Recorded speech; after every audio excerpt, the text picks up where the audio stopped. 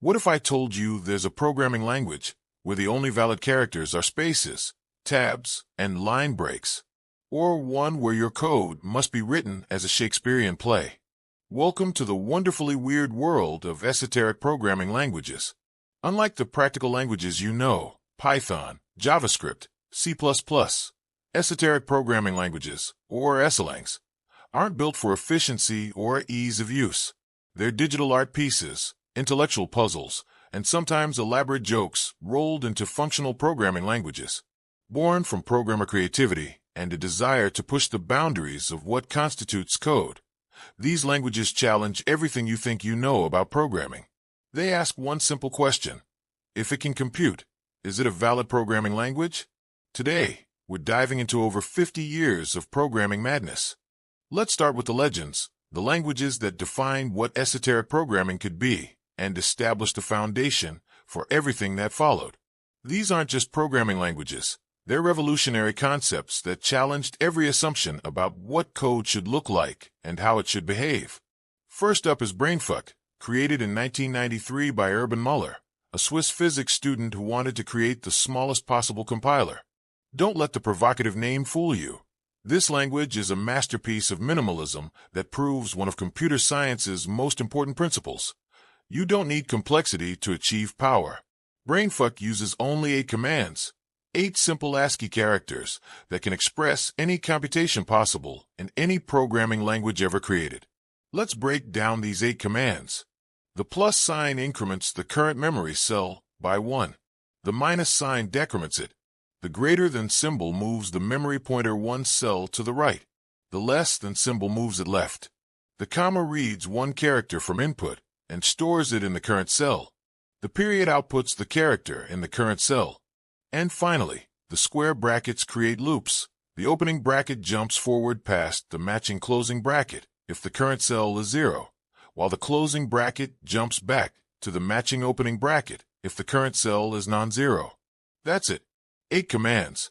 But with these 8 commands, you can implement complex algorithms, mathematical operations, text processing, and even write interpreters for other programming languages.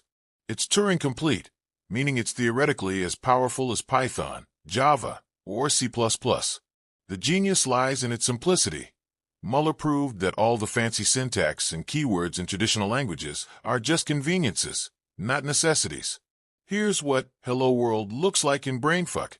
8 plus signs in brackets, then 4 plus signs in brackets, then 8 plus signs, then a greater than symbol, then 7 plus signs in brackets, then 4 plus signs in brackets, then 12 plus signs, then 2 greater than symbols, then 3 plus signs, then 3 plus signs in brackets, then a series of less than and greater than symbols, with brackets creating a complex loop structure, followed by periods and arithmetic to output each character of Hello World. Yes, that monstrosity actually prints Hello World. Every plus increments a memory cell, every minus decrements it, and the brackets create loops that repeat operations. It looks like someone smashed their keyboard, but it's actually a carefully orchestrated dance of memory manipulation. Writing in Brainfuck requires you to think like a computer at its most fundamental level. You're manually managing memory, calculating offsets, and implementing basic operations from scratch. The beauty of Brainfuck isn't just in its minimalism. It's in how it forces you to understand computation at its core. When you write a Brainfuck program, you can't rely on libraries, frameworks, or built-in functions. You have to build everything from the ground up, one memory cell at a time. It's like being asked to build a skyscraper using only a hammer and some nails, but somehow, people manage to create incredible things with it. Over the years, programmers have written Brainfuck interpreters in Brainfuck itself, implemented complex mathematical algorithms, and even created graphical programs. The language has spawned dozens of variants and inspired an entire category of minimalist esoteric languages. Its influence extends far beyond the esoteric programming community. Many computer science educators use Brainfuck to teach fundamental concepts about computation, memory management, and what it really means for a language to be complete. Next, let's talk about INTERCAL, which stands for Compiler Language with No Pronounceable Acronym. And yes, that's really what it stands for. created in 1972 by Donald Woods and James Lyon at Princeton University. INTERCAL predates most of the programming languages you know and love. It was designed with one explicit goal: to be as unlike other programming languages as humanly possible. Woods and Lyon looked at the programming languages of their time, Fortran, COBOL, ALGOL, and asked themselves a simple question: what if we did everything differently? The result was a language so bizarre, so deliberately obtuse, that it reads like a parody of programming itself. But here's the thing, it works. It's fully functional, and in its twisted way, it's actually quite clever. INTERCAL's most famous feature is the please statement. Your program must include the word please at appropriate intervals, or the compiler will reject it for being insufficiently polite. But be careful. Too many pleases and your program becomes overly polite, which is also grounds for rejection.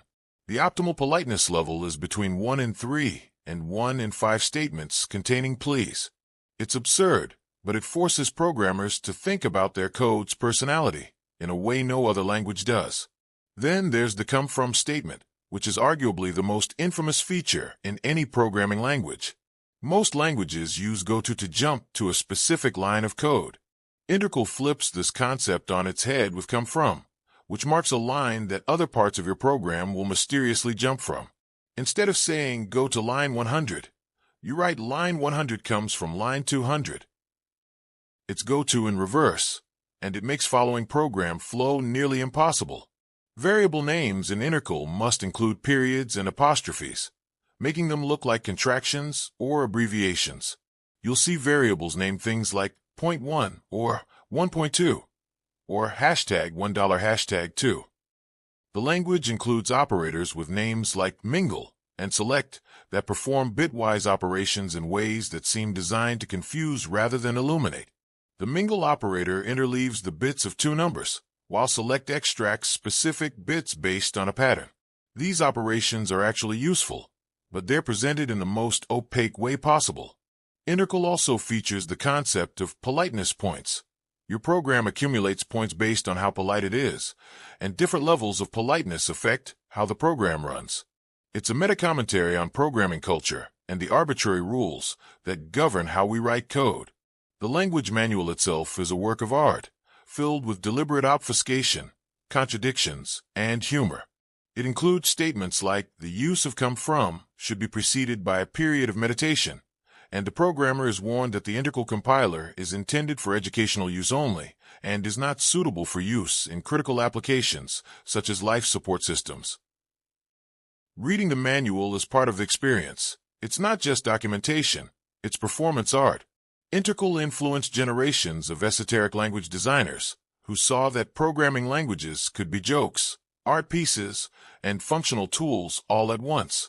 It proved that the arbitrary conventions we follow in mainstream programming, the keywords, the syntax, the flow control, are just that, arbitrary. There's no inherent reason why if should be called if, or why loops should flow from top to bottom. INTERCAL questioned everything. Now let's discuss Malbolge, named after the eighth circle of hell in Dante's Inferno.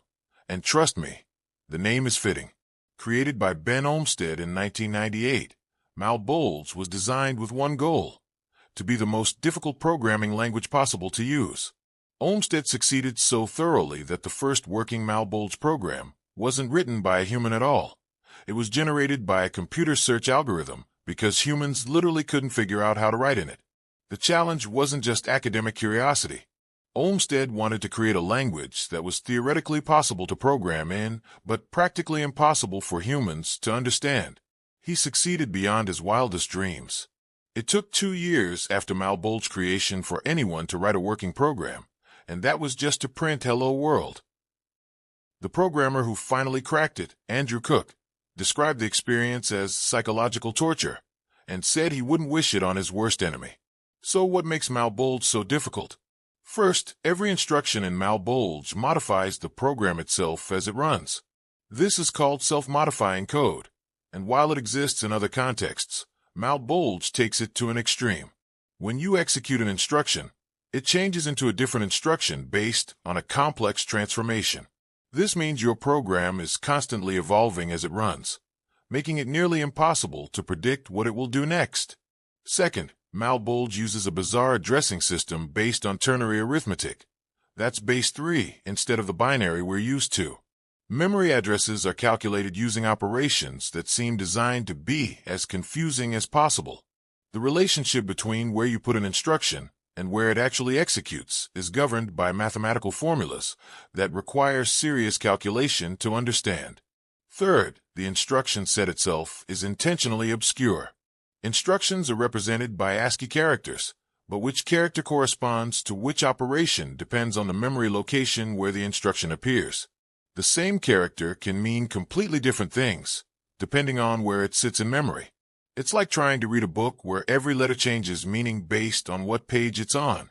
The language includes only 8 operations, but figuring out which operation you're actually performing at any given moment requires you to calculate the memory location, apply the addressing transformation, look up the character in a conversion table, and then figure out what the instruction was before the self-modification kicked in.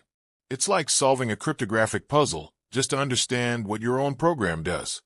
When Andrew Cook finally wrote that first Hello World program, he didn't do it by understanding the language. He wrote a program that generated potential Malbolge programs and tested them until one worked. Even then, he couldn't explain why it worked. The program looked like random garbage, a string of seemingly meaningless characters that somehow, through the bizarre mechanics of Malbolge's execution model, managed to output the phrase, "Hello World." Malbolge proved that there's a point where difficulty becomes indistinguishable from impossibility. It's technically a programming language, and it's technically possible to write programs in it. But the cognitive overhead is so enormous that humans can't really use it in any meaningful way. It exists at the boundary of what's theoretically possible and what's practically achievable. Yet Malbolge has its fans. There's something deeply appealing about a challenge that's almost impossible to meet. A small community of masochistic programmers has emerged around the language, writing increasingly complex programs through sheer determination and computer assistance. They've managed to create programs that output the Fibonacci sequence, perform basic mathematical operations, and even implement simple algorithms. Each one represents hundreds of hours of work and feels like a genuine achievement against impossible odds.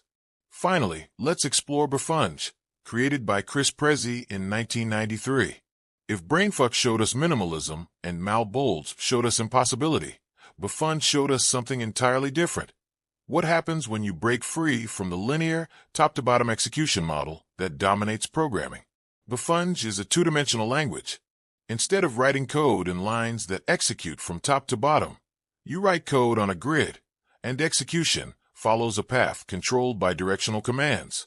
It's like programming meets Pac-Man. Your program counter moves around the grid, changing direction when it encounters arrows, bouncing off walls, and leaving a trail of computation in its wake. The basic directional commands are intuitive. Greater than moves right, less than moves left, caret moves up, V moves down. When your program starts, execution begins at the top left corner moving right. When the program counter encounters one of these directional commands, it changes direction accordingly. You can create loops by sending the program counter in circles, implement conditionals by using directional commands that respond to data, and even create subroutines by jumping to different areas of the grid. But Befunge goes further than simple direction changes. The language includes a stack-based arithmetic system, so you can push numbers onto a stack, perform operations, and pop results. Numbers are pushed onto the stack simply by encountering them in the grid. If your program counter passes over a 5, the number 5 gets pushed onto the stack. Arithmetic operators like plus, minus, multiply, and divide pop 2 numbers off the stack, perform the operation, and push the result back. What makes Befunge truly special is its self-modifying capability. The P command pops 3 values from a stack, a character and 2 coordinates, and places that character at those coordinates in the grid. The G command does the opposite, reading a character from specified coordinates and pushing its ASCII value onto the stack. This means your Befunge program can rewrite itself as it runs, changing the grid that defines its own behavior. Imagine writing a program that could reach out and modify its own source code while running. That's what every Befunge program can do. You can write programs that build new paths through the grid, create temporary data storage areas, or even implement entirely different algorithms by rewriting sections of themselves. It's self-modifying code, but in a visual, spatial way that's much more intuitive than Malbolge's approach. A typical Befunge program looks like ASCII art crossed with a circuit diagram. You might see numbers scattered across a grid, connected by paths of arrows, with small subroutines tucked into corners. Following execution requires tracing the path visually, watching as the program counter bounces around the grid like a ball in a pinball machine. The visual nature of Befunge makes it uniquely suited for certain types of problems. Maze-solving algorithms become natural. You can literally draw the maze in your code and have the program counter navigate through it. Grid-based games and simulations map directly onto Befunge's execution model.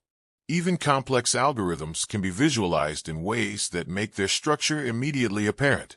Befunge spawned an entire family of two-dimensional languages. There's Befunge-93, the original Befunge-98, an extended version with more features, and dozens of variants that explore different aspects of spatial programming. Some add 3 dimensions, others introduce different geometries, and some experiment with multiple program counters moving simultaneously through the same grid. The influence of these spatial programming concepts extends beyond esoteric languages. Modern visual programming environments, data flow languages, and even some aspects of parallel programming draw inspiration from the idea that code doesn't have to be linear. Befunge proved that the spatial arrangement of code could be meaningful, that programs could be visual as well as textual, and that execution models could be as creative as the languages themselves. These 4 languages, Brainfuck, INTERCAL, Malbolge, and Befunge, established the major philosophical schools of esoteric programming. Brainfuck showed that extreme minimalism could be beautiful and educational. INTERCAL proved that absurdity and functionality could coexist, and that programming languages could be vehicles for humor and social commentary. Malbolge pushed the boundaries of human comprehension and demonstrated that difficulty itself could be an artistic statement. And Befunge opened the door to spatial programming concepts that influenced dozens of languages that followed. Each represents a different answer to the question, what is programming really? They're not just languages, they're philosophical statements about the nature of computation, creativity, and human-computer interaction. They challenged programmers to think differently about their craft and opened up possibilities that mainstream languages never could. Together, they laid the foundation for everything that would follow in the world of esoteric programming languages, proving that code could be art, puzzle, joke, and profound statement all at once. Now we enter the realm where programming becomes pure art, where source code transforms into visual masterpieces and programs become indistinguishable from paintings, sculptures, and musical compositions. These languages prove that code doesn't just have to work. It can be beautiful, it can be expressive, and it can challenge our very notion of what constitutes a program. Let's begin with Pete, created by David Morgenmaer in 2001 and named after the Dutch abstract artist Piet Mondrian. Pete is perhaps the most visually stunning programming language ever created. In Pete, your source code isn't text. It's a bitmap image composed of colored pixels arranged in geometric patterns. The program looks like abstract art because it literally is abstract art. Every Pete program could hang in a gallery, and viewers would never suspect they're looking at functional computer code. The genius of Pete lies in how it maps computational concepts onto visual elements. The language recognizes 20 distinct colors, each representing different values and operations. Light red represents the number 1, dark red represents 2, light yellow is 3, and so on. But it's not just about individual pixels. Pete programs are built from connected regions of the same color, called color blocks or cells. The size of each color block determines its value. So a region of 5 light red pixels represents the number 5, while a region of 12 dark blue pixels represents 12. Program execution in Pete follows a unique model. Imagine a pointer moving through your image, like a tourist following a map. This pointer, called the direction pointer, travels from one color block to an adjacent block, and the combination of colors determines what operation gets performed. Moving from red to yellow might push a number onto the stack, while moving from blue to green might perform addition. The path the pointer takes through your image determines the sequence of operations, making the visual layout crucial to program logic. The operations available in Pete cover all the basics of computation. You can push numbers onto a stack, perform arithmetic operations like addition, subtraction, multiplication, and division, compare values, and control program flow with conditional branches. There are operations for input and output, stack manipulation, and even logical operations. Despite being purely visual, Pete is Turing complete. You can theoretically implement any algorithm using nothing but colored pixels. Creating a Pete program is like painting with purpose. You start with a blank canvas and begin placing colored regions, not just for their visual appeal, but for their computational meaning. A stripe of red pixels might represent a loop counter, while a block of blue calculates a mathematical expression. The challenge is making the program both functionally correct and visually pleasing. Many Pete programmers spend as much time on aesthetics as they do on logic, carefully arranging colors to create pleasing compositions while ensuring the program executes correctly. The constraints of the medium force incredible creativity. Since program flow follows the physical layout of colors, you have to think spatially about your algorithms. Loops become circular or spiral patterns. Conditional branches create Y-shaped forks in the visual flow. Data structures emerge as carefully arranged geometric patterns. It's programming through composition, where every decision about color and placement affects both the program's appearance and its behavior. Some Pete programs are genuinely beautiful. There's a Pete implementation of the Fibonacci sequence that looks like an abstract geometric mandala, with spiraling patterns of color that mirror the mathematical relationships the program calculates. A Hello World program might resemble a modernist painting with bold blocks of primary colors arranged in pleasing proportions. Even complex algorithms, when implemented in Pete, take on an artistic quality that makes them visually engaging even to people who don't understand programming. The language has attracted both programmers and artists. Programmers enjoy the unique challenge of thinking visually about computation, while artists appreciate having a medium where their creations have functional meaning beyond pure aesthetics. Some art galleries have exhibited Pete programs as legitimate artworks, blurring the line between code and canvas. Pete also serves as a powerful educational tool. When students see algorithms represented as visual patterns, abstract concepts become concrete. The relationship between data flow and visual flow makes program logic tangible in ways that traditional text-based languages cannot match. Teachers use Pete to help students visualize concepts like loops, conditionals, and data structures, making programming more accessible to visual learners. Now let's explore Whitespace, created by Edwin Brady and Chris Morris in 2003. If Pete makes programming visible, Whitespace makes it invisible. In Whitespace, only 3 characters matter: space, tab, and new line. Every other character, letters, numbers, punctuation symbols, is completely ignored by the interpreter. This means you can embed Whitespace programs inside the source code of other languages, hide them in plain text documents, or disguise them as blank pages. The invisibility of Whitespace creates fascinating possibilities. You could write a Whitespace program and disguise it as a normal text document by filling it with readable English prose. To most people, it would look like a regular document, but the hidden pattern of spaces and tabs contains executable code. It's steganographic programming, hiding programs in plain sight.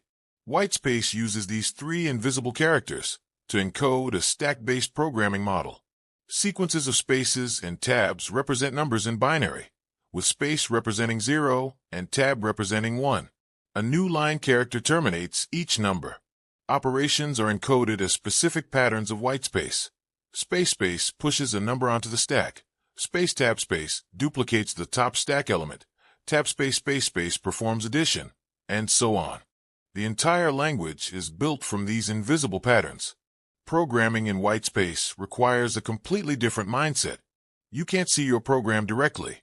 You have to visualize the invisible characters or use special editors that display Whitespace explicitly. Writing code becomes an exercise in pattern memorization and careful attention to spaces. Debugging is particularly challenging because traditional editors don't show the difference between 1 space and 2 spaces, or between spaces and tabs. The challenge of working with invisible code has attracted programmers who enjoy puzzles and hidden meanings. There's something deeply satisfying about creating functional programs that appear to be nothing more than blank space. It's the ultimate minimalist aesthetic. Your program is present but invisible, functional but hidden. Whitespace programs often take the form of hidden messages. Programmers embed whitespace code in email signatures, within the margins of documents, or as invisible additions to web pages. The recipient sees normal text, but hidden within the whitespace is executable code. It's like writing in invisible ink, except the invisible writing is a complete programming language. The educational value of whitespace lies in how it strips programming down to its absolute essence. When you remove all visual cues and formatting, you're left with pure computational logic expressed through the most minimal possible syntax. Students working with whitespace develop a deep appreciation for how much visual information we normally rely on when programming. They learn to think about code structure and logic without the usual visual scaffolding. Whitespace has inspired numerous variants and related languages. Some use different invisible characters. Others add color coding to make the whitespace visible in special editors, and some experiment with different ways of encoding operations. The core concept that meaningful computation can happen in the spaces between visible text has influenced everything from data compression techniques to digital watermarking methods. Moving beyond traditional visual approaches, let's explore languages that treat ASCII art as executable code. These languages blur the line between visual art and functional programming, creating systems where drawings become programs and artistic expression becomes computational logic. One fascinating example is Brainfuck, which combines the computational model of Brainfuck with visual representation. In Brainfuck, each Brainfuck command is represented by a specific visual symbol or color pattern in an image. The program execution follows a path through the image, interpreting visual elements as code. This creates programs that look like abstract art or technical diagrams, while maintaining the computational power of Brainfuck. ASCII art languages take this concept even further by making text-based drawings executable. In these languages, the shape and structure of ASCII art directly corresponds to program behavior. A drawing of a house might represent a data structure, while the lines and curves in the drawing define the operations performed on that data. These languages make programming literally pictorial. Your code looks like what it does. The appeal of ASCII art programming lies in its accessibility and expressiveness. ASCII art requires no special tools or graphical capabilities. You can create it with any text editor. Yet it allows for incredible creativity and visual expression. Programmers can create code that tells a story through its visual appearance, where the ASCII art provides context and meaning beyond the computational logic. Some ASCII art languages focus on specific domains. There are languages designed for creating animations, where the ASCII art changes over time to show movement and transformation. Others specialize in data visualization, using ASCII graphics to represent charts, graphs, and diagrams. Some even tackle three-dimensional graphics, using ASCII art to represent 3D scenes and objects. The process of creating ASCII art programs is deeply creative. You start with a visual concept, what you want your program to look like, and then figure out how to map computational operations onto that visual structure. It's the opposite of traditional programming, where you start with an algorithm and then express it in code. Here, you start with art and derive computation from aesthetics. Now let's venture into the realm of musical programming languages, where code becomes composition and algorithms become symphonies.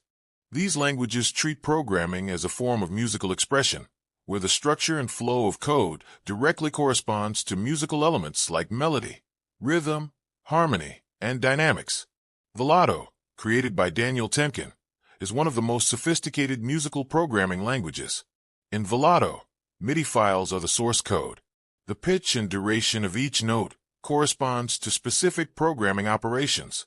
Higher pitches might represent different types of operations, while note duration determines parameters or loop counts. The result is programs that are simultaneously functional code and musical compositions. Programming in Velato requires musical knowledge alongside computational thinking. You need to understand both how algorithms work and how melodies develop. Creating a program becomes an act of composition, where you're arranging notes not just for their musical qualities, but for their computational meaning. A beautiful melody might implement a sorting algorithm, while a complex harmony represents data structure manipulation. The constraint of making code musical forces programmers to think about rhythm, flow, and aesthetic structure in ways that traditional programming doesn't require. Loops become musical phrases that repeat with variations. Conditional statements create melodic branches that explore different tonal territories. Data processing algorithms become musical transformations that take simple themes and develop them into complex variations. Other musical languages explore different aspects of the relationship between code and composition. Some languages use musical notation as their syntax, where traditional sheet music becomes executable code. Others treat sound synthesis parameters as programming constructs, making the creation of electronic music indistinguishable from writing algorithms. The educational potential of musical programming languages is enormous. Students with musical backgrounds often find these languages more intuitive than traditional text-based programming. The familiar structure of musical notation, rhythm, and melody provides a bridge into computational thinking. Concepts like loops, functions, and data transformation become tangible when expressed through musical metaphors. Musical programming also opens up new possibilities for collaborative creation. Musicians and programmers can work together on projects where the distinction between composition and coding disappears. The result is works that are simultaneously software applications and musical performances, pushing the boundaries of what constitutes both art and technology. Visual and artistic programming languages represent more than just creative experiments. They demonstrate fundamental truths about the nature of programming and human-computer interaction. They show that code doesn't have to be ugly, intimidating, or purely functional. Programs can be beautiful, expressive, and meaningful on multiple levels simultaneously. These languages challenge the assumption that programming is purely logical and mathematical. They prove that aesthetic considerations, artistic expression, and creative vision can coexist with computational rigor. They make programming accessible to people who might be intimidated by traditional syntax, but feel comfortable with visual or musical expression. Perhaps most importantly, visual and artistic languages reveal the arbitrary nature of programming syntax. There's no inherent reason why programs have to look like they do in conventional languages. The words, symbols, and structures we use in mainstream programming are conventions, not necessities.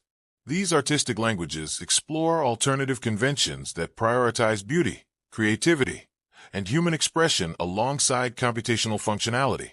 They also demonstrate the power of constraint-based creativity. When you force programmers to work within unusual visual or musical constraints, they develop innovative solutions and creative approaches that wouldn't emerge in unconstrained environments. The limitations become sources of inspiration rather than obstacles to overcome. The influence of visual and artistic programming extends beyond the esoteric programming community. Many mainstream visual programming environments draw inspiration from these languages. Data flow programming systems, where programs are represented as connected diagrams, trace their conceptual lineage to languages like Befunge and Pete. Modern visual development tools that let users create programs by manipulating graphical elements owe a debt to the pioneers who proved that code could be visual. These languages also influence art and design communities, showing artists new ways to create interactive and generative works. Digital artists use concepts from visual programming languages to create installations, performances, and interactive experiences. The boundary between programming and art continues to blur as these languages demonstrate new possibilities for creative expression through computation. As we look at visual and artistic programming languages, we see more than just clever experiments or amusing curiosities. We see evidence of programming's potential to become a medium for human creativity and expression. They prove that the act of programming can be beautiful, that code can be art, and that the relationship between human creativity and computational power is far richer than traditional programming languages suggest. These languages invite us to reimagine what programming could be. Not just a tool for solving technical problems, but a medium for exploring ideas, expressing creativity, and pushing the boundaries of what's possible when human imagination meets computational power. They show us that in the world of esoteric programming, the only real limitation is our willingness to challenge assumptions and explore new possibilities. Now we'll talk about what is basically comedy club of programming languages, where developers have channeled their frustrations, observations, and pure silliness into functional programming languages that are as entertaining as they are educational. These aren't just jokes, they're sophisticated parodies that reveal deep truths about programming culture, internet memes, and the absurdities of software development. Each one serves as both entertainment and commentary, making us laugh while making us think about the conventions and assumptions we take for granted in mainstream programming. Let's start with LolCode, created by Adam Lindsay in 2007 and inspired by the internet phenomenon of lolcats, those adorable cat pictures overlaid with intentionally misspelled captions in broken English. LolCode takes this aesthetic and transforms it into a fully functional programming language where every keyword sounds like it was written by an enthusiastic cat owner with a questionable grasp of spelling and grammar. In LolCode, programs begin with HAI and end with KTHXBY, immediately establishing the casual, friendly tone that defines the language. Variables are declared with I has a. So you might write I has a temperature to create a variable called temperature. Assignment uses ITZ, so setting that temperature would be temperature ITZ-98. It's like programming in the voice of an excited internet user who's never quite mastered formal English. The beauty of LolCode lies in how it systematically translates every programming concept into LOL speak. Conditional statements become ORLY, followed by YARLY for the true condition and NOWAI for the false condition. It's impossible to write an if statement in LolCode without smiling. The syntax literally forces you to acknowledge the conversational, almost gossiping nature of conditional logic. ORLY. Are we really going to execute this code? YARLY we are. Loops in LolCode are equally entertaining. The language provides IAM and YR loop to start a loop and IAM out a YR loop to end it. There's something delightfully informal about telling your program you're in your loop and then announcing when you're out of your loop. It makes the abstract concept of iteration feel like a casual conversation about your current activities. Functions in LolCode are called howizi followed by the function name, and they end with if you say so. So you might define a function like howizi adding YR numbers and conclude it with if you say so. The phrasing perfectly captures the tentative, almost apologetic way programmers sometimes feel about their solutions. Well, if you say so, I guess this function will add your numbers. What makes LolCode more than just a novelty is how it reveals the arbitrary nature of programming syntax. Every concept that we express with formal keywords like if, while, function, and return could just as easily be expressed with informal phrases like ORLY, IAM and YR loop, howizi, and found wire. The functionality doesn't change, only the cultural associations and emotional tone. LolCode also demonstrates how programming languages reflect their communities. Traditional languages use formal, academic terminology that emphasizes precision and professionalism. LolCode uses casual internet slang that emphasizes community, humor, and accessibility. Neither approach is inherently better. They just serve different cultural values and appeal to different audiences. The language has attracted a dedicated community of programmers who appreciate its accessibility and humor. Many programming educators use LolCode to introduce coding concepts to students who might be intimidated by formal syntax. When the barrier of intimidating keywords is removed and replaced with friendly internet slang, students often find it easier to focus on the underlying logical concepts. LolCode has also spawned numerous implementations and extensions. There are LolCode interpreters written in dozens of mainstream languages, LolCode to JavaScript compilers for web development, and even LolCode integrated development environments with syntax highlighting and debugging tools. The joke became serious software, demonstrating how playful experiments can evolve into legitimate tools. Now let's explore the Shakespeare programming language, created by Carl Hasselstrom and John Aslund in 2001. If law code makes programming casual and accessible, Shakespeare makes it pretentiously literary. Every Shakespeare program is written as a play, complete with character declarations, acts, scenes, and dramatic dialogue. The programming happens through the conversations between characters, making algorithms unfold as theatrical performances. In Shakespeare, variables are represented by characters from Shakespeare's plays, Romeo, Juliet, Hamlet, Ophelia, and dozens of others. The value of each variable is determined by how other characters address them during the dialogue. Positive adjectives increase a character's value, while negative adjectives decrease it. So if Romeo says to Juliet, "You are as lovely as the sum of a beautiful summer's day and the happiness of my heart," he's actually performing a mathematical calculation and storing the result in Juliet's variable. The genius of Shakespeare lies in how it maps computational operations onto dramatic language. Addition becomes flattery. Characters increase each other's values by heaping praise upon one another. Subtraction becomes insult. Characters decrease values by calling each other names.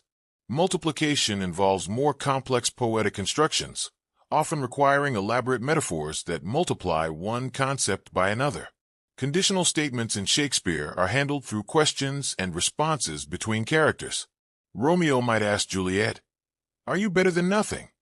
And based on her response, the program flow changes. It's like turning every if statement into a moment of dramatic tension, where characters question each other's worth and respond with revelations that drive the plot forward. Input and output operations become even more theatrical. Characters can command each other to listen to your heart for input or speak your mind for output. These aren't just arbitrary phrases, they're poetically appropriate ways of describing how programs interact with the outside world.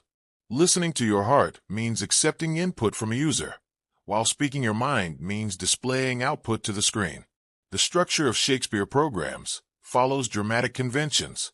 Each program is divided into acts and scenes, with characters entering and exiting the stage as their variables become relevant to the current computation. The dialogue between characters drives both the plot and the algorithmic logic, creating programs that can be read as legitimate theatrical works. Writing in Shakespeare requires both programming knowledge and literary skill. You need to understand algorithms and data structures, but you also need to craft dialogue that sounds appropriately Shakespearean while encoding the correct computational operations. It's like writing poetry under extremely strict formal constraints, where every line must serve both artistic and functional purposes. Some programmers have created remarkably sophisticated Shakespeare programs. There are implementations of classic algorithms like sorting, searching, and mathematical computations, all written as dramatic dialogues between literary characters. Some programs even attempt to maintain dramatic coherence, creating actual plots that make sense while performing useful computations. The educational value of Shakespeare is profound for students studying both programming and literature. Computer science students learn to think about algorithms in narrative terms, understanding how computational logic can be expressed through character interaction and dramatic structure. Literature students discover how formal constraints can drive creative expression, and how even the most rigid technical requirements can accommodate artistic vision. Shakespeare also serves as a commentary on the relationship between natural language and programming languages. Most programming languages use artificial syntax that's optimized for machine parsing rather than human expression. Shakespeare proves that programs can be written in something much closer to natural language, albeit with strict grammatical rules that enable computational interpretation.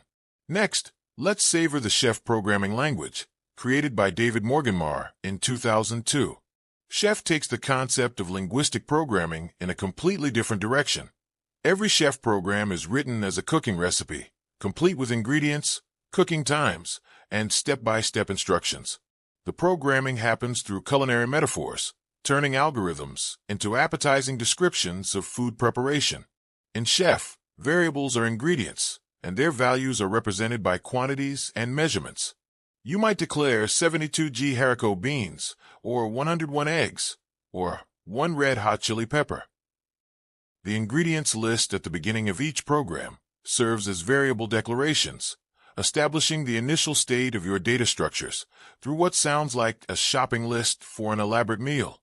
Operations in Chef are expressed as cooking instructions. Add ingredients to perform addition. Remove ingredients for subtraction. Combine ingredients in mixing bowls for more complex operations.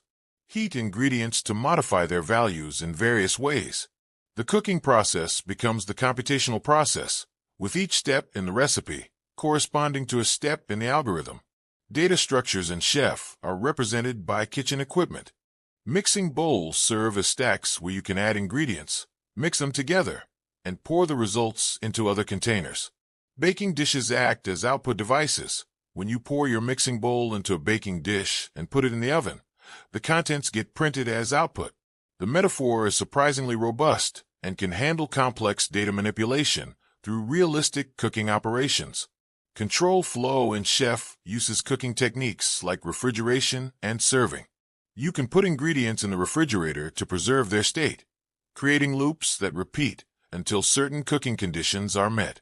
Serving the dish generates output and can also control program flow, determining when the recipe is complete and ready for presentation. The recipe format forces Chef programs to maintain culinary verisimilitude. Your program must read like a real recipe that a real person could theoretically follow in a real kitchen.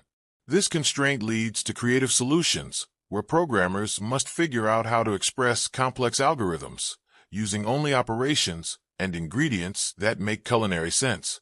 Some Chef programs are genuinely appetizing recipes. There's a Chef implementation of Hello World, written as a recipe for chocolate chip cookies, where the baking process happens to output the desired text. Fibonacci sequence calculators have been written as bread recipes, where the kneading process generates the mathematical sequence. Sorting algorithms become elaborate multi-course meals with careful instructions for arranging ingredients in the proper order. The challenge of writing Chef programs lies in maintaining both computational correctness and culinary believability. You need to understand the algorithm you're implementing, but you also need enough cooking knowledge to make the recipe sound authentic. It's programming that requires both technical and culinary expertise. Chef has attracted attention from both programming and culinary communities. Some celebrity chefs have discovered Chef programs based on their recipes and expressed amazement that their cooking instructions contained hidden computer programs. Programming contests have featured Chef categories where participants compete to create the most delicious-sounding programs. The language also serves as an excellent introduction to stack-based programming concepts. The mixing bowl metaphor makes stack operations intuitive. You can visualize adding ingredients, mixing them together, and pouring the results. Students who struggle with abstract stack concepts often find them much clearer when expressed through cooking metaphors. Finally, let's examine HQ9+, created by Cliff Biffle, which represents the ultimate minimalist joke language. HQ9+ has exactly 4 commands. H prints Hello World. Q prints the program's source code Equine. 9 prints the lyrics to 99 bottles of beer on the wall. And plus increments an internal accumulator. That's it. The entire language specification fits in a single paragraph. HQ9+ is simultaneously useless and perfect. It can only do 4 specific things, but it does those 4 things flawlessly and with minimal syntax. It's a parody of languages like Brainfuck that pride themselves on minimalism, pushing the concept to its logical extreme. Instead of achieving minimalism through a small instruction set that can express any computation, HQ9+ achieves minimalism by only being able to express 4 very specific computations. The joke of HQ9+ operates on multiple levels. First, it mocks the tendency of programming language designers to create Hello World examples that make their languages seem more capable than they actually are. HQ9+ eliminates the pretense. It literally can only print Hello World and a few other predetermined strings. There's no room for confusion about the language's capabilities. Second, HQ9+ satirizes the programming exercise culture, where beginners are asked to implement the same few programs over and over again. Hello World, Quines, and 99 bottles of beer are such common programming exercises that a language which can only implement these specific programs covers a surprising amount of introductory programming coursework. Third, The language parodies code golf competitions where programmers compete to write the shortest possible programs.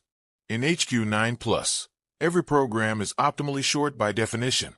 You literally cannot write a shorter Hello World program than H, or a shorter Quine than Q. It's the ultimate victory in code golf, achieved by eliminating all possibility of competition. The accumulator in HQ9+, the plus command, serves as a particularly clever joke. It acknowledges that a language needs some way to demonstrate state change and computational progress, but it provides the most useless possible implementation. The accumulator can be increment, but its value can never be read, output, or used in any way. It's computation for the pure sake of computation, divorced from any practical purpose. Despite its apparent uselessness, HQ9+ has attracted a dedicated following of programmers who appreciate its conceptual purity. There are multiple implementations of HQ9+ interpreters, a comprehensive test suite, and even extended versions like HQ9+, which adds decrement, and HQ9++, which adds various other pointless operations. The community around HQ9+ treats it with the same seriousness as any mainstream language, complete with documentation, tutorials, and best practices guides. HQ9+ serves as a perfect introduction to language implementation concepts. Because the language is so simple, writing an HQ9+ interpreter makes an excellent first project for students learning about lexical analysis, parsing, and code execution. Many computer science courses use HQ9+ as a stepping stone toward implementing more complex languages. The language also functions as a philosophical statement about the nature of programming languages and computational completeness. Most programming languages strive to be Turing complete, capable of computing anything that can be computed. HQ9+ explicitly rejects this goal, demonstrating that usefulness and completeness are not the same thing. A language can be perfectly useful for specific tasks, while being completely useless for others. These joke and parody languages reveal deep truths about programming culture and the assumptions we make about code. LawCode shows that programming doesn't have to be intimidating or formal. It can be friendly, accessible, and fun. Shakespeare demonstrates that programming languages can accommodate artistic expression and literary beauty. Chef proves that computational concepts can be expressed through almost any metaphorical framework. And HQ9+ reminds us that sometimes the best solution is to question whether we need a solution at all. Together, these languages form a commentary on the entire enterprise of software development. They highlight the arbitrary nature of programming syntax, the cultural assumptions embedded in language design, and the possibilities that emerge when we approach programming with humor, creativity, and a willingness to challenge conventions. They also serve important educational and community-building functions. Many programmers have been introduced to advanced concepts through these approachable, entertaining languages. The humor lowers barriers and creates a sense of shared culture among developers. The constraints force creativity and lead to innovative solutions that sometimes influence mainstream language development. Perhaps most importantly, these languages remind us that programming should be enjoyable. In a field often dominated by corporate requirements, performance constraints, and technical complexity, joke languages create spaces for pure creative expression and intellectual play. They prove that programming can be an art form, a source of humor, and a medium for cultural commentary. As we explore these languages, we're not just learning about amusing curiosities, we're exploring alternative visions of what programming could be. Each one represents a different answer to the question of how humans and computers might communicate, and each one opens up possibilities that mainstream languages never consider. In the world of esoteric programming, the best joke languages are often the ones that make the most serious points about the nature of code, creativity, and human expression. Now we venture into the deepest waters of esoteric programming, where languages push the very boundaries of human comprehension and challenge our fundamental assumptions about computation, logic, and reality itself. These aren't just unusual programming languages, they're philosophical experiments that force us to question what we think we know about thinking, meaning, and the nature of computational processes. Each represents a different way of breaking our minds open and rebuilding our understanding of what programming can be. Let's begin with unlambda, created by David Mador in 1999, which takes functional programming to its absolute extreme. If you thought functional programming was challenging in languages like Haskell or Lisp, unlambda will completely reshape your understanding of what functional can mean.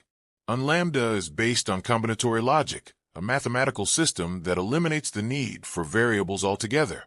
In most programming languages, variables are fundamental. You create them, assign values to them, and manipulate them throughout your program. Unlambda says, what if we didn't need variables at all? Instead of variables, unlambda uses combinators, higher-order functions that manipulate other functions according to specific mathematical rules. The core of the language consists of just a few basic combinators, s, k, and I, each representing different ways of combining and transforming functions. The s combinator takes 3 arguments and applies the first to the third, then applies the result to the application of the second to the third. The k combinator takes 2 arguments and returns the first, ignoring the second completely. The I combinator is the identity function. It simply returns whatever you give it unchanged. These might sound like abstract mathematical concepts, but they're actually sufficient to express any computation that can be expressed in any programming language. Through clever combinations of s, k, and I, you can build up complex logical operations, arithmetic functions, data structures, and control flow mechanisms. It's like constructing a skyscraper using only 3 types of building blocks, each with very specific and limited capabilities. The mind-bending aspect of unlambda isn't just the absence of variables, it's how this absence forces you to think about computation in completely different terms. In traditional programming, you think about storing values, modifying them, and passing them around. In unlambda, you think about transforming functions, composing operations, and building computational structures through pure functional abstraction. Writing even simple programs in unlambda requires a fundamental shift in thinking. To create what would be a simple loop in another language, you need to construct a fixed-point combinator that allows a function to refer to itself recursively. To implement conditional logic, you need to build functions that encode Boolean values and selection mechanisms using only function application. Every basic programming concept must be rebuilt from scratch using combinatorial logic. The challenge is compounded by unlambda's additional features that push functional programming into even stranger territory. The language includes continuations, which allow programs to capture and manipulate their own execution state. It also includes input-output operations that must be carefully sequenced using monadic constructions, and a call-with-current continuation operator that can make program flow jump around in ways that seem to violate causality. What makes unlambda particularly mind-bending is how it reveals the deep mathematical foundations underlying all computation. When you strip away variables, assignments, and familiar control structures, you're left with pure lambda calculus, the mathematical theory that underlies all programming languages. Unlambda forces you to program directly in this mathematical substrate, without the comfortable abstractions that most languages provide. Programming in unlambda is like learning to think in pure mathematics. Every operation must be justified in terms of function composition and application. Every data structure must be encoded as a function that behaves like that data structure when applied to appropriate arguments. Even simple concepts like numbers become functions. The number 3 becomes a function that applies another function 3 times to an argument. The educational value of unlambda is profound for anyone serious about understanding computation. Students who work through unlambda exercises develop an intuitive understanding of functional programming concepts that serves them well in more conventional languages. They learn to think about problems in terms of composition and transformation rather than mutation and assignment. They develop skills in mathematical reasoning that apply far beyond programming. Unlambda also serves as a bridge between computer science and pure mathematics. Many concepts from category theory, lambda calculus, and combinatorial logic become concrete and applicable when encountered through unlambda programming. The language makes abstract mathematical theories tangible and interactive. Now let's explore GLASS, created by Gregor Richards in 2005, which takes object-oriented programming to surreal extremes. If you thought object-oriented programming was complex in languages like Java or C++, Glass will shatter your assumptions about what objects can be and how they can behave. Glass implements a pure object-oriented model where literally everything is an object, including classes, methods, and even the basic operations of the language itself.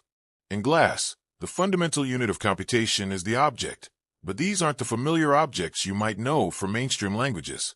Glass objects exist in a strange mathematical space where they can contain themselves, reference each other in circular patterns, and exhibit behaviors that seem to defy logical consistency. Classes are objects that contain methods, but methods are also objects that can contain classes, creating recursive hierarchies that fold back on themselves in mind-bending ways. The syntax of Glass reflects this conceptual complexity. Programs are written as sequences of object manipulations using a stack-based model, where objects are pushed onto a stack, operations are performed, and results are popped off. But unlike simple stack languages, Glass operations can fundamentally alter the nature of the objects they operate on, creating dynamic polymorphism that changes at runtime in unpredictable ways. What makes Glass particularly challenging is its approach to inheritance and method dispatch. Objects can inherit from multiple parents simultaneously, and method calls are resolved through a complex algorithm that considers not just the object's class hierarchy, but also the current state of the execution stack and the relationships between objects that have been recently manipulated. This creates scenarios where the same method call on the same object can produce different results, depending on what other operations have been performed recently. The object model in Glass supports concepts that are impossible in conventional object-oriented languages.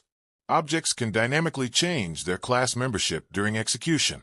Classes can inherit from instances of themselves. Methods can modify their own definitions while they're running. These capabilities create programming possibilities that are both powerful and deeply confusing. Glass programs often read like abstract poetry or mathematical proofs rather than traditional code. The relationships between objects create complex webs of dependencies and interactions that must be carefully orchestrated to produce desired behaviors. Debugging Glass programs requires tracking not just the flow of data and control, but also the evolving relationships between objects as they transform and reconfigure themselves during execution. The language forces programmers to think about object-oriented concepts in their purest form. When every aspect of the language is an object, including the mechanisms that define what objects are, you're forced to confront fundamental questions about identity, behavior, and relationships that are usually hidden beneath syntactic conveniences in mainstream languages. Programming in Glass is like working with living mathematical entities that have their own personalities and behaviors. Objects aren't just data containers with associated methods. They're active agents that participate in the computational process in complex and sometimes surprising ways. The challenge lies in orchestrating these interactions to produce coherent and predictable results. Let's turn our attention to False, created by Wouter van Ortmerson in 1993, which represents one of the most cryptic and compressed programming languages ever created. False takes the concept of concise code to an extreme, using single-character operators and a completely unintuitive syntax that makes programs look like random sequences of punctuation marks and symbols. False is a stack-based language, like Forth, but compressed into an incredibly dense symbolic notation. Every operation is represented by a single character, and programs consist of strings of these characters, with no white space, comments, or explanatory text. A typical False program looks like a line of noise. Something like one @ hashtag might be a complete function implementation, but deciphering what it does requires deep knowledge of the language's symbolic conventions. The challenge of False isn't just its cryptic syntax, it's how that syntax forces you to think about problems in terms of stack manipulation and symbolic transformation. Every value in False exists on a stack, and every operation manipulates this stack in specific ways. Numbers push themselves onto the stack. Operators pop values off, perform calculations, and push results back. Control flow is handled through stack-based conditionals and loops that test and manipulate stack contents. What makes False particularly mind-bending is how complex algorithms must be expressed through sequences of simple stack operations. To implement something like a sorting algorithm, you need to carefully orchestrate dozens of stack manipulations, keeping track of how values move up and down the stack as the algorithm progresses. It's like performing surgery with tweezers while blindfolded. Every operation must be planned and executed with precision. The symbolic nature of false creates a programming experience that's more like solving cryptographic puzzles than writing conventional code. Each symbol has multiple meanings depending on context, and understanding a program requires decoding the symbols and mentally simulating the stack operations they represent. It's programming as code breaking, where the programmer must constantly decrypt their own intentions. False programs are incredibly dense and compact. Algorithms that might require hundreds of lines in conventional languages can often be expressed in a few dozen characters in false. This compression comes at the cost of readability and maintainability, but it creates a unique aesthetic where elegance is measured by brevity and symbolic sophistication. The language has attracted programmers who enjoy the intellectual challenge of expressing complex ideas through minimal symbolic notation. Writing in false is like composing haikus. Every character must be carefully chosen and precisely placed to achieve maximum effect with minimal resources. The constraints force creativity and lead to solutions that are both ingenious and incomprehensible. False serves as an excellent introduction to stack-based programming concepts. Students who learn false develop strong skills in thinking about data flow and operation sequencing. They learn to visualize how values move through computational processes and how complex operations can be built up from simple primitives. Now let's explore languages that break conventional logic in even more fundamental ways. Consider languages like Whenever, created by David Morgenmar, which eliminates the concept of sequential execution altogether. In most programming languages, statements execute in a specific order, line by line, following control flow structures like loops and conditionals. Whenever says, what if statements could execute in any order, whenever their conditions are met? In Whenever, every statement is associated with a condition and a line number. The statement executes whenever its condition becomes true, regardless of what other parts of the program are doing.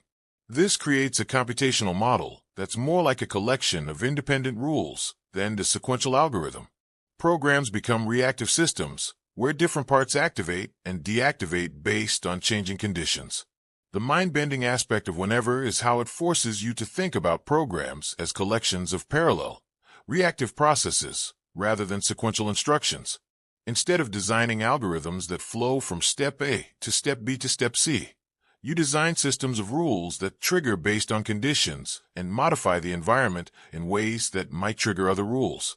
This creates programming challenges that are unique to reactive systems. You need to ensure that your rules don't create infinite loops where conditions keep triggering each other endlessly. You need to design rule interactions that produce stable, predictable behaviors despite the non-deterministic execution order. You need to think about how global state changes propagate through your rule system and what emergent behaviors might arise from rule interactions. Programming in Whenever is like designing ecosystems rather than algorithms. Each rule is like a species in an ecological niche, activated by specific environmental conditions and producing changes that affect other rules. The challenge is designing rule systems that produce desired behaviors through emergent interactions rather than explicit control. Another category of mind-bending languages explores the concept of quantum programming, where programs exist in superposition states and can follow multiple execution paths simultaneously. These languages take inspiration from quantum mechanics to create computational models that challenge our classical understanding of how programs should behave. In quantum programming languages, variables can exist in multiple states simultaneously until they're observed or measured. Control flow can follow multiple branches at once, with different probability amplitudes for each path. Operations can be reversible, allowing programs to uncompute previous calculations and restore earlier states. The mind-bending nature of quantum programming lies in how it forces you to think about computation in terms of probability amplitudes, interference patterns, and measurement effects. Instead of variables having definite values, they have probability distributions over possible values. Instead of programs following single execution paths, They explore multiple paths simultaneously and can exhibit interference effects where different paths reinforce or cancel each other out. These concepts challenge fundamental assumptions about determinism, causality, and the nature of information itself. Programming in quantum languages requires thinking about computation as a physical process, governed by the laws of quantum mechanics rather than classical logic. Let's also consider languages that manipulate the concept of time itself. Temporal programming languages allow programs to send information backward in time, create causal loops, and exhibit behaviors that seem to violate our understanding of cause and effect. These languages explore what computation might look like if the arrow of time could be manipulated as easily as any other program variable. In temporal languages, functions can receive their results before they're called. Loops can execute their termination conditions before their bodies, and programs can be self-causing through temporal paradoxes. The challenge is designing temporal logic systems that remain consistent despite apparent violations of causality. Programming with time manipulation requires thinking about algorithms as four-dimensional structures that exist across past, present, and future simultaneously. Instead of sequential cause and effect relationships, you design temporal interaction patterns where effects can precede causes and future states can influence past decisions. These mind-bending languages serve multiple purposes beyond mere intellectual curiosity. They push the boundaries of what we consider possible in computation, opening up new theoretical territories that sometimes lead to practical innovations. They force programmers to question fundamental assumptions about logic, causality, and the nature of computational processes. They also serve as excellent tools for developing mental flexibility and problem-solving skills. Programmers who work with these challenging languages develop abilities to think outside conventional frameworks and approach problems from radically different perspectives. These skills prove valuable even when working with mainstream languages and conventional algorithms. Perhaps most importantly, these languages demonstrate the vast space of possible computational models that remain unexplored. They show that the programming paradigms we're familiar with, procedural, object-oriented, functional, represent just a tiny fraction of the ways computation might be organized and expressed. Each mind-bending language represents a different answer to fundamental questions about the nature of computation, logic, and reality itself. They challenge us to expand our understanding of what programming can be and push us to think more deeply about the mathematical and philosophical foundations that underlie all software development. As we explore these languages, we're not just learning about unusual programming techniques, we're exploring the outer limits of human understanding of computation itself. They remind us that the familiar patterns and paradigms of mainstream programming are not inevitable or natural, but represent specific choices about how to organize and express computational ideas.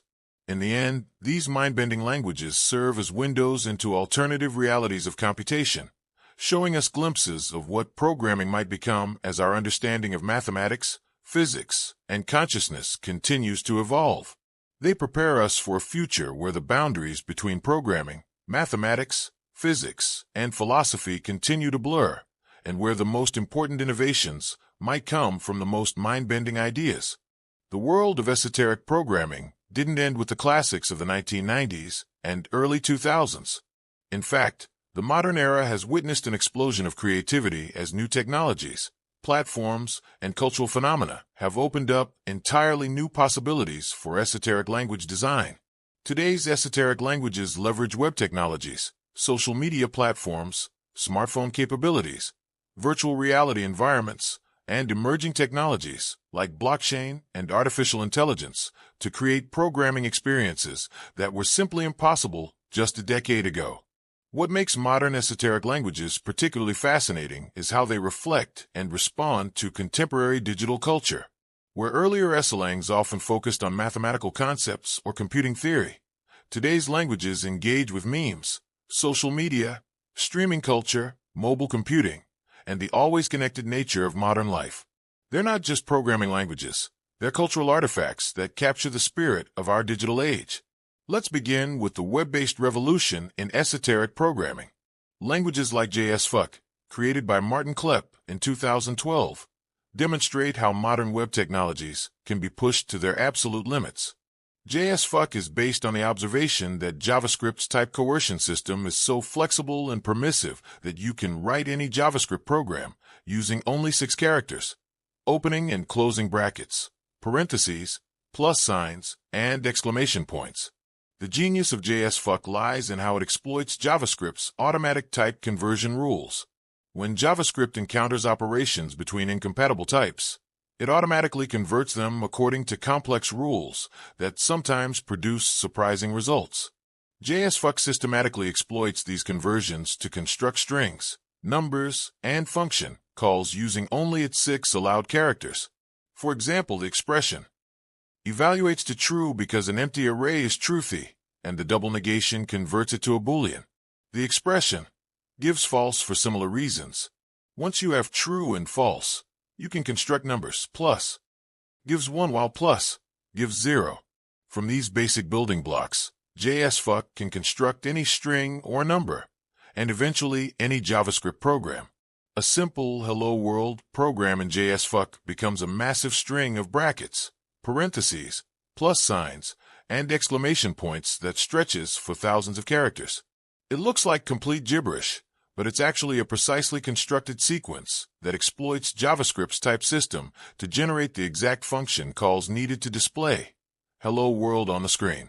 JSFuck represents a new category of esoteric language that emerges from the quirks and edge cases of existing mainstream languages. Instead of designing new syntax and semantics from scratch, these languages discover hidden computational possibilities within familiar systems. They reveal the accidental complexity that lurks within even well-designed languages. The web platform has also enabled entirely new forms of interactive esoteric programming. Languages like Folders, created by Daniel Temkin in 2014, use the file system itself as the programming interface. In Folders, programs are represented as directory structures, where folder names encode instructions, and the hierarchical organization of directories represents program structure. A folder's program might look like a normal collection of directories and subdirectories when viewed in a file manager, but the names and arrangement of these folders actually constitute executable code. The language interprets the folder structure as a program, with different directory names representing different operations, and the nesting levels controlling program flow. What makes Folders particularly modern is how it leverages the graphical file management interfaces that didn't exist when earlier esoteric languages were created. Programming in Folders means dragging and dropping directories, renaming folders through right-click menus, and organizing hierarchical structures through familiar file management operations. It turns everyday file organization activities into programming actions. The language speaks to contemporary concerns about digital organization and information architecture. In an age where we manage thousands of files across multiple devices and cloud platforms, Folders suggests that this organizational activity itself could be a form of programming. It blurs the line between data management and code development. Mobile computing has opened up entirely new categories of esoteric programming experiences. Languages designed for smartphones leverage touch interfaces, accelerometers, GPS sensors, cameras, and social connectivity in ways that were impossible before the mobile revolution. TapScript, a conceptual language for touch interfaces, uses gesture patterns as its primary syntax. Programs are written as sequences of taps, swipes, pinches, and rotations performed on a touchscreen. Different gesture combinations represent different programming constructs. A tap followed by a swipe might represent variable assignment, while a pinch gesture could initiate a loop structure. The spatial and temporal aspects of touch gestures create rich possibilities for expressing computational concepts. The location of touches on the screen can represent memory addresses or coordinate systems. The timing between gestures can encode values or control program flow. The pressure of touches on devices that support force feedback can provide additional dimensions of input. Programming in gesture-based languages requires thinking about algorithms in terms of physical movements and spatial relationships. Instead of typing symbols on a keyboard, you choreograph finger movements across a screen. The programming process becomes more like conducting an orchestra or performing a dance than writing traditional code. Social media platforms have inspired entirely new categories of collaborative and distributed esoteric programming.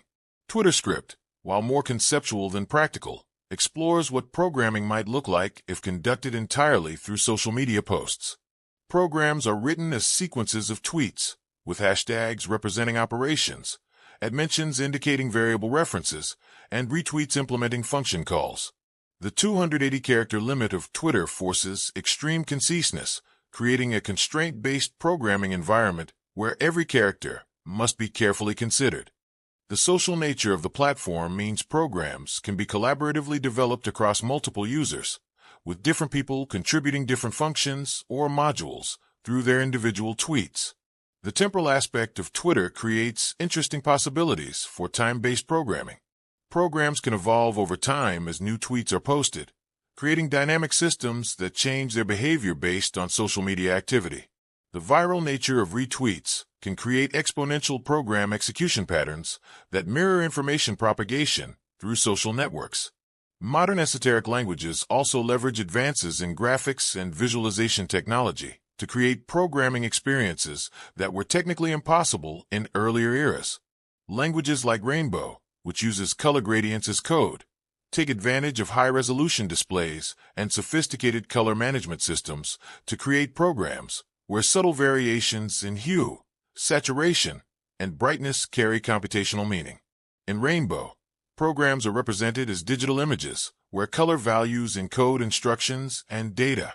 The red, green, and blue channels of each pixel might represent different aspects of a computational operation, while the alpha channel controls execution flow.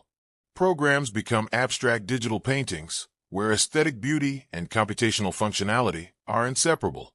The high color depth available on modern displays enables incredibly nuanced programming possibilities. Where earlier visual languages, like Pete, were limited to a small number of discrete colors, Rainbow can use millions of distinct color values, creating programming languages with vast vocabularies encoded in subtle chromatic variations. Augmented and virtual reality technologies have opened up three-dimensional programming environments that extend esoteric language concepts into immersive spaces. Languages designed for VR environments allow programmers to construct code by manipulating objects in three-dimensional space, walking through their programs, and experiencing algorithms as architectural structures. In VR programming languages, functions might be represented as buildings that you can enter and explore. Data structures could be visualized as spatial arrangements of objects that you can manipulate with hand gestures. Control flow might be experienced as paths or transportation systems that carry you through different regions of your program's virtual world. The embodied nature of VR programming creates entirely new ways of understanding computational concepts. Instead of reading about recursion, you can experience it by walking through a recursive function that contains smaller versions of itself. Instead of visualizing tree data structures, you can climb them and explore their branches from the inside. Blockchain and cryptocurrency technologies have inspired esoteric languages that treat programming as a form of economic activity.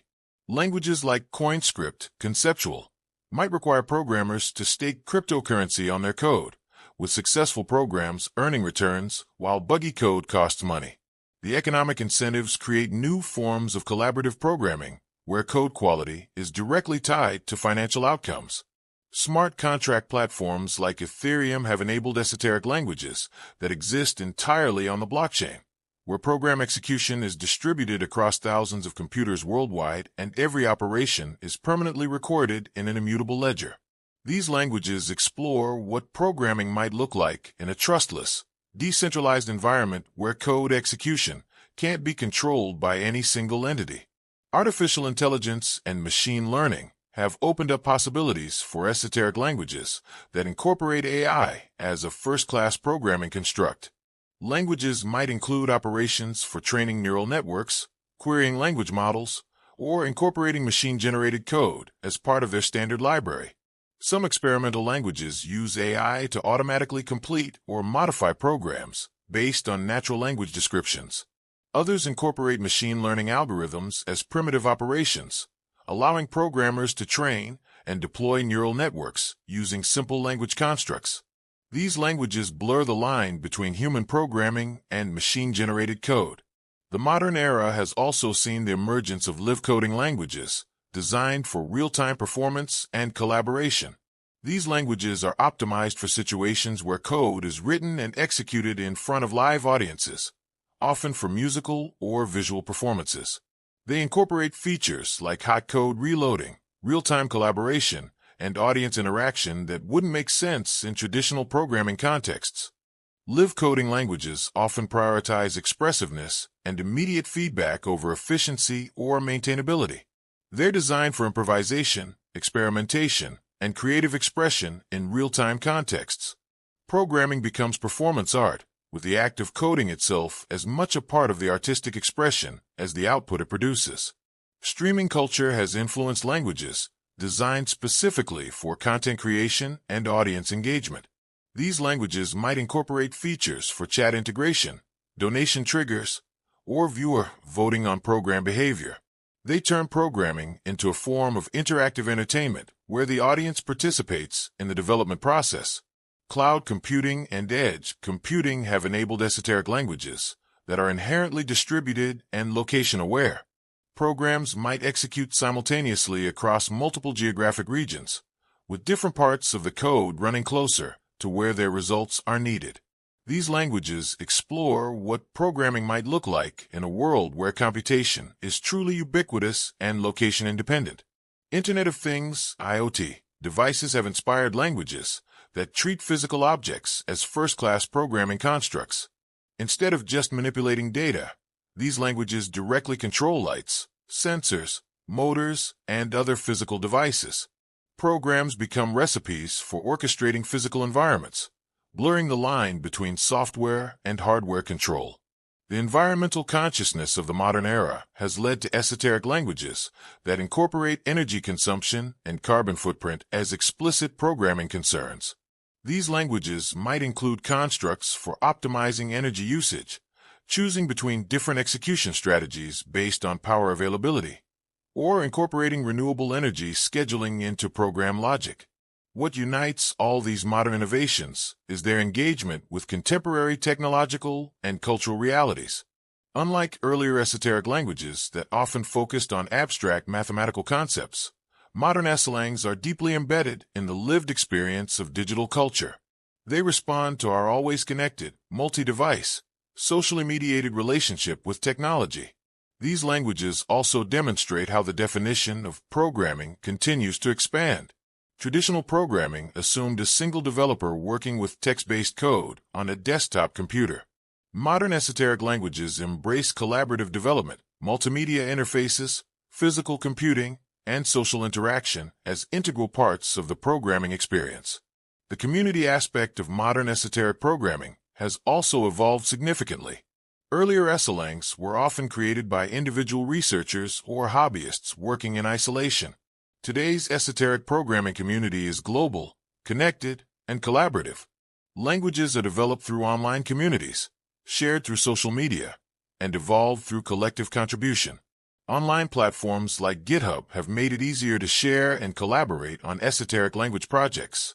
Documentation wikis, video tutorials, and online interpreters have made these languages more accessible to broader audiences.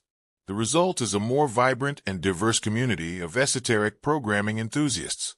The educational applications of modern esoteric languages have also expanded.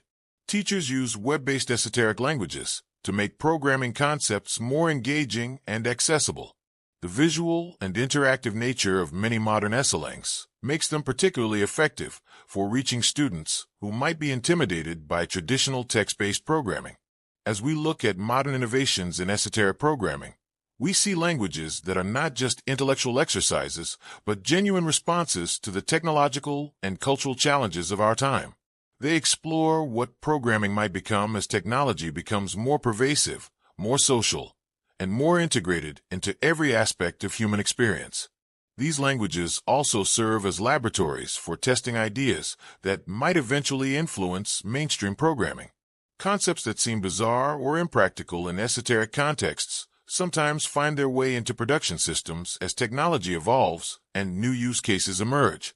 The modern era of esoteric programming shows no signs of slowing down.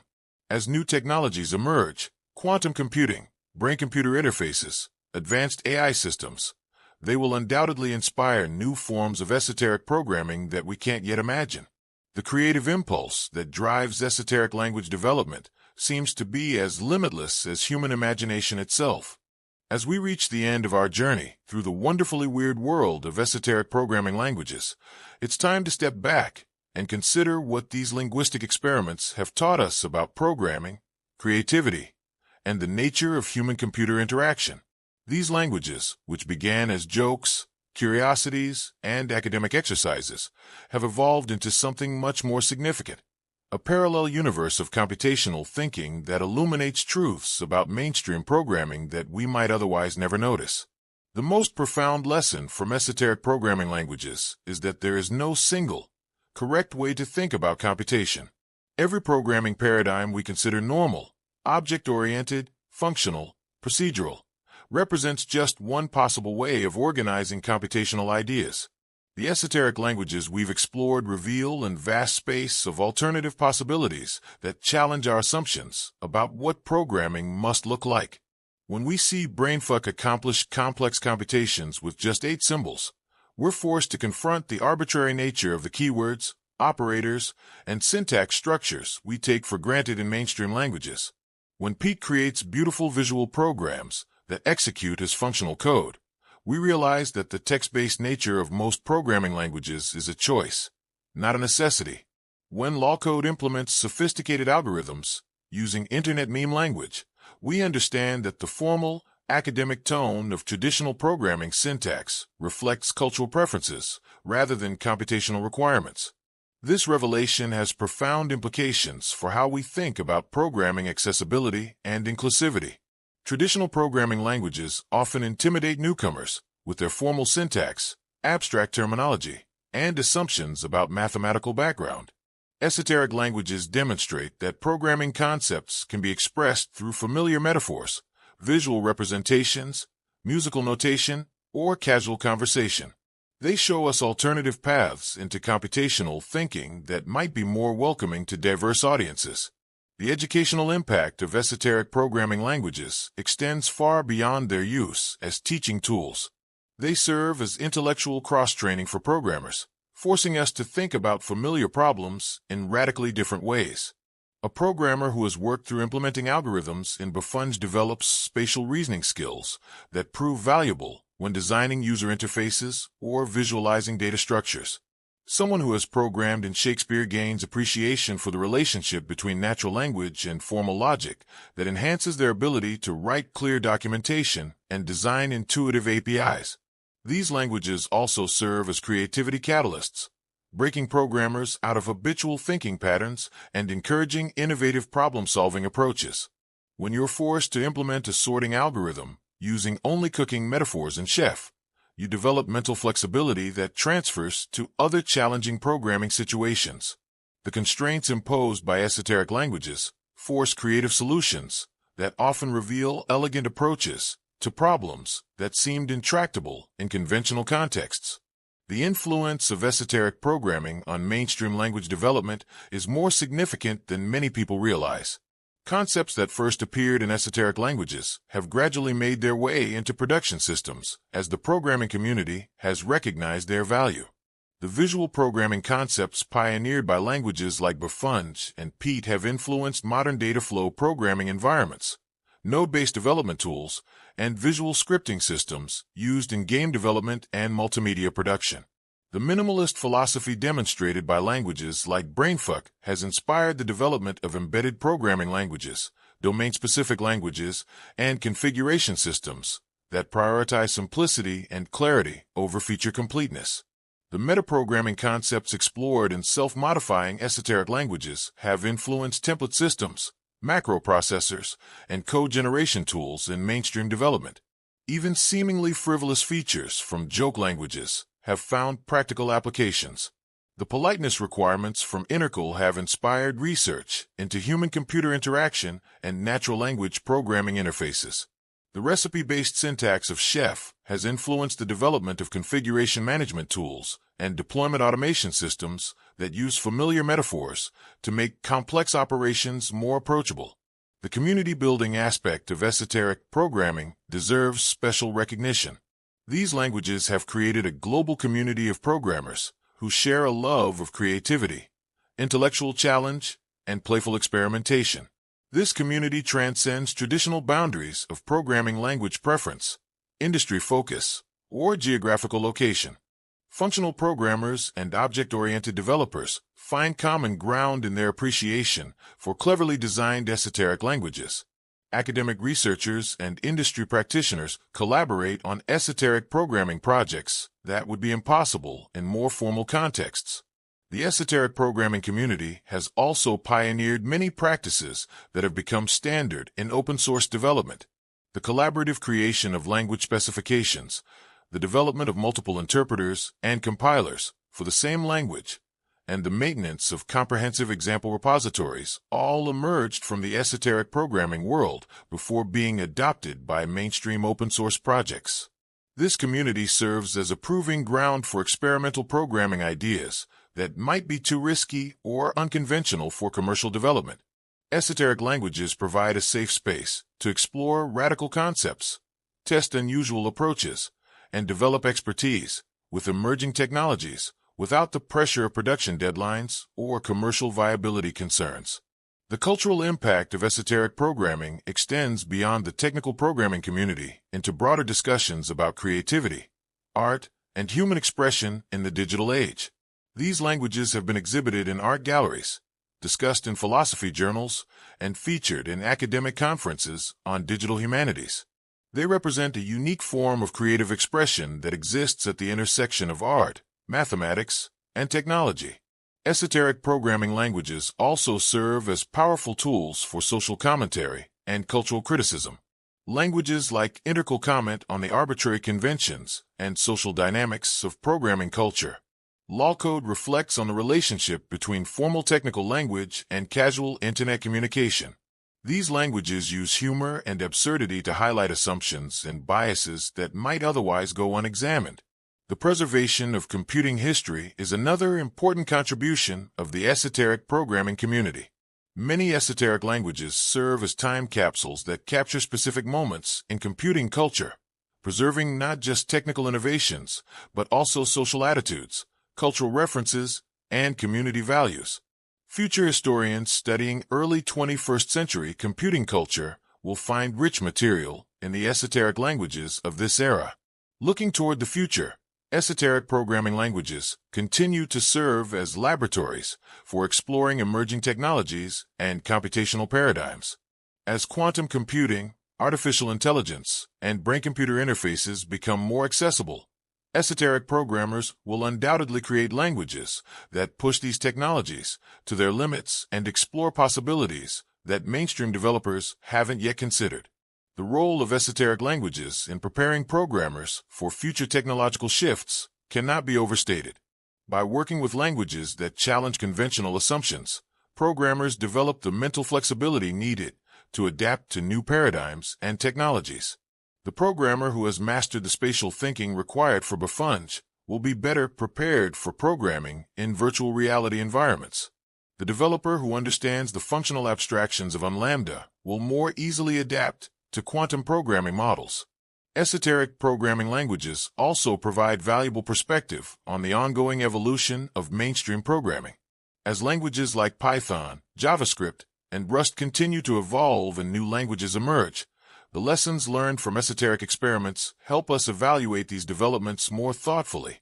We can recognize when mainstream languages are unnecessarily complex, when they make arbitrary choices that could be improved, and when they miss opportunities to be more accessible or expressive. The academic value of esoteric programming extends into multiple disciplines beyond computer science. Linguists study these languages to understand how computational concepts can be expressed through different symbolic systems. Cognitive scientists use them to explore how different representations affect problem-solving and learning. Philosophers examine them as examples of artificial languages that reveal truths about meaning, representation, and communication. The therapeutic and stress relief benefits of esoteric programming deserve mention as well. Many programmers find that working with esoteric languages provides a welcome break from the pressure and complexity of professional software development. The playful nature of these languages, combined with their intellectual challenges, creates a form of programming meditation that can be both relaxing and mentally stimulating. The global nature of the esoteric programming community has also contributed to cross-cultural understanding and collaboration. Programmers from different countries and backgrounds find common ground in their appreciation for clever language design and creative problem-solving. Language barriers become less significant when communication happens through code examples and algorithmic creativity. As we consider the broader implications of esoteric programming languages, we must acknowledge their role in keeping programming fun and engaging. In an industry that can sometimes become overly focused on commercial concerns and technical optimization, esoteric languages remind us that programming is fundamentally a creative and intellectual activity. They preserve the sense of play and wonder that originally drew many people to programming. The documentation and preservation efforts surrounding esoteric languages have created valuable resources for understanding the history and evolution of programming concepts. Wikis, archives, and community sites dedicated to esoteric programming serve as repositories of knowledge that would otherwise be scattered across individual websites and personal collections. The influence of esoteric programming on programming education continues to grow as educators recognize their value for engaging students and illustrating abstract concepts. Many computer science programs now include esoteric programming exercises as part of their curriculum, using these languages to teach everything from basic algorithmic thinking to advanced topics in programming language theory. Perhaps most importantly, esoteric programming languages demonstrate that programming is not just a technical skill, but a form of human expression. They show that code can be beautiful, funny, thought-provoking, and meaningful in ways that extend far beyond its functional purpose. They prove that the boundary between art and engineering is more porous than we might imagine.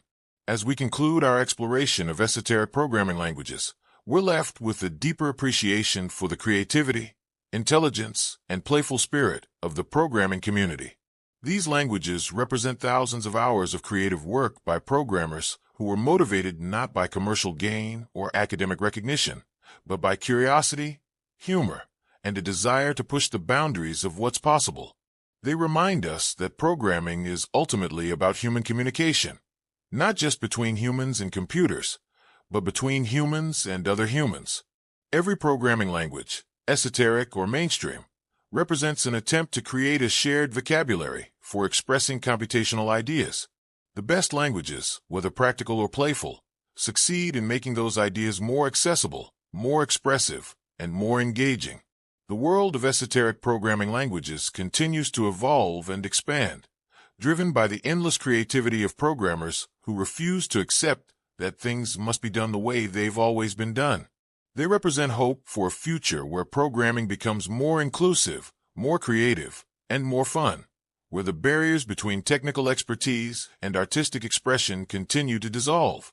In the end, esoteric programming languages teach us that there are as many ways to think about computation as there are ways to think about anything else. They celebrate the diversity of human thought and the infinite possibilities that emerge when creativity meets technology.